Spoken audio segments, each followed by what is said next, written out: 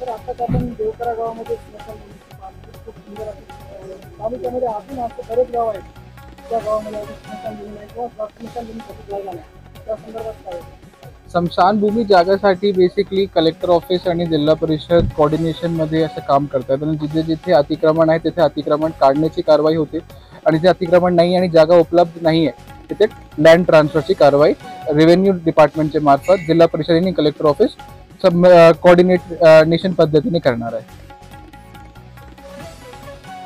तर मगाशी बोलताना आपण म्हणाल अंगणवाडी संदर्भामध्ये बोलत होता. अंगणवाडीच्या कार्यकर्त्यांकडे अगोदरच बरीचशी कामं आहेत. अजून आणखी कामं आपण कामं वाढवत असताना त्यांचा पगारही वाढावा या संदर्भाने काय उपाय पगारबद्दल जिथे धोरणात्मक विषय आहे ते जिल्हा परिषद किंवा कलेक्टर लेवलवर ते डिसिजन होत नाही.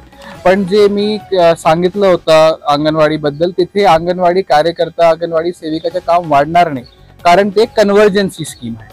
तिथे ॲडिशनल काम करण्याची गरज नाही, एक्स्ट्रा टाईममध्ये काम करण्याची गरज नाही. जे निर्धारित टाइम आहे अंगणवाडीमध्ये तिथे ॲडिशनल बाहेरून लोक येणार आणि समुपदेशन देणार. त्यांना पीअर लर्निंगचा कॉन्सेप्ट मी इंट्रोड्यूस केला होता. तिथे स्कूल स्टुडंट्स येऊन सुट्टीच्या दिवसात ते एज्युकेशन देणार. तिथे असे ॲडिशनल काम जे सांगितले ते अंगणवाडी सेवकाच्या मार्फत होणार नाही. ते बाहेरून लोक येणार, जे शासकीय यंत्रणा आहे किंवा जे स्टुडंट्स आहे आणि ते लाभ देणार लोकांना. ते मुलांसाठी आहे, महिलांसाठी आहे. मगाशी बोलत असताना जिल्हाधिकारी मॅडम म्हणाल्या या गावामध्ये सगळे दाखले उपलब्ध होतील अशी व्यवस्था ग्रामसेवकांनी करावी. परंतु आज आम्ही अहमदपूर तालुक्यामध्ये बघतोय आणि अशाच पद्धतीने जिल्हाभरामध्ये सुद्धा बऱ्याचशा ज्या दाखल्यांसाठी जे यंत्रणा आहेत किंवा ऑपरेटर्स आहेत ती सगळी त्यांची यंत्रणा ते तालुक्याच्या ठिकाणी किंवा जिथे लोकेशन असं आहे की बाजारपेठा आहे उपलब्ध आहेत अशा ठिकाणी लोक त्या यंत्रणा राबवून दाखले देतात. तर गावामध्ये या यंत्रणा उपलब्ध नाही त्यावेळेला आपण त्या लोकांवर काय करायचं नाही मान्य. जिथे जिथे यंत्रणा उपलब्ध नाही तिथे आम्ही डेफिनेटली एक पर्याय व्यवस्था करू शकतो. पण एक जिल्हा परिषदच्या मार्फत मी एक परिपत्रक काढला होता.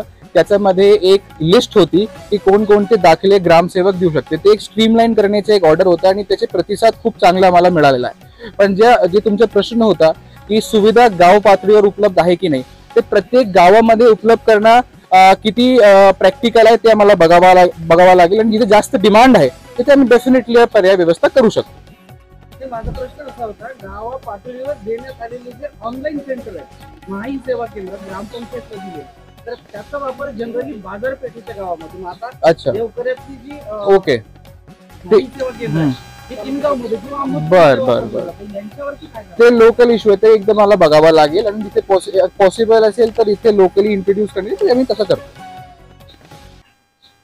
चला थँक्यू.